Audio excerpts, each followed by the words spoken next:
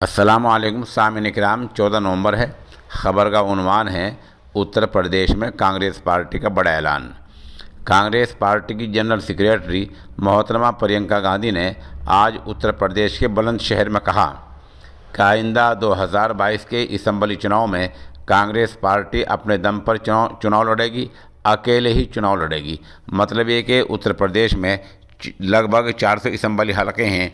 Congress party हर हलके में अपना उम्मीदवार उतारेगी, वो किसी पार्टी से कोई समझौता नहीं करेगी, अपने दम पर चुनाव लड़ेगी। ऐसा ऐलान आज मोहतरमा प्रियंका गांधी ने किया है। उन्होंने समाजवादी पार्टी और बहुजन समाज पार्टी पर निशाना साधते हुए कहा कि दोनों ही पार्टियां चुनाव नहीं लड़ रही हैं, चुनाव सिर्फ कांग्रेस लड़ रही है। बीजेपी के ताल्लुक से मोहतरमा प्रियंका गांधी ने कहा कि इस पार्टी ने आज़ादी में कोई हिस्सा लिया ही नहीं, इसलिए ये आज़ादी को नहीं समझ पा रहे हैं। बहरहाल कांग्रेस का ये बड़ा ऐलान है, देखिए आगे आगे होता क्या है।